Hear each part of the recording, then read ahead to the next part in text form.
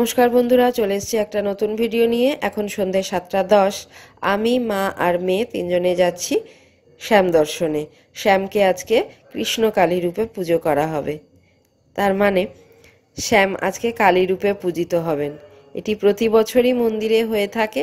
এর কিছু কারণ বা কিছু ঘটনাবশত এই নিয়মটি চালু হয়েছে।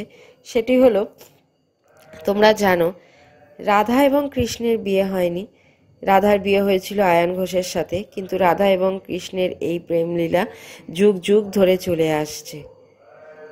একদিন রাধা তার শাশুড়ি এবং ননদ জটিলা কুটিলাকে আড়াল করে কৃষ্ণের বাঁশি শুনে তার সাথে দেখা করার জন্য বাড়ি থেকে বেরিয়ে গিয়েছিলেন, এবং সেই মুহূর্তে রাধার স্বামী আয়ান ঘোষ ক্ষুধার্ত এবং ক্লান্ত হয়ে বাড়িতে ফেরেন। তখন জটিলা কুটিলা তাকে তার স্ত্রীর সম্বন্ধে কুমন্ত্রণা দেন, এবং প্রচণ্ড রেগে গিয়ে আয়ান ঘোষ যখন তাকে খুঁজতে বেরিয়েছিলেন, খুঁজতে খুঁজতে বনের মাঝখানে দেখতে পেলেন যে রাধা বসে আছে মা কালীর মূর্তির সামনে। তিনি দেখে অবাক হয়ে গিয়েছিলেন। শ্রীকৃষ্ণ ছিলেন বৈষ্ণব ধর্মের এবং আয়ান ঘোষ শাক্ত ধর্মের আরাধ্য দেবী মা কালীর পূজারী ছিলেন। তো তিনি যখন দেখলেন যে রাধা মায়ের অপূরূপ সুন্দর মূর্তির সামনে বসে আছেন, তখন দেখে অবাক হয়ে গিয়েছিলেন, এবং রাধার হাতে ছিল জবা ফুল।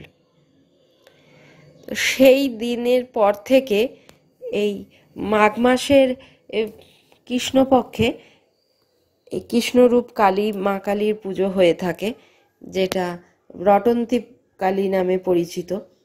তো এই নিয়মটার জন্যই খড়দহ শ্যামসুন্দরজিউর মন্দিরে এবং খড়দহ মদনমোহন বাটি গোপীনাথ মন্দির, এই তিনটি মন্দিরে এই আজকের দিনে, মানে দীপাবলির ঠিক পরের দিন, যেহেতু সব কিছুটাই এই শেষ ধরে হয়, তো দীপাবলির ঠিক পরের দিন শ্যামকে মায়ের রূপে সাজানো হয় এবং মাতৃরূপে পুজো করা হয়।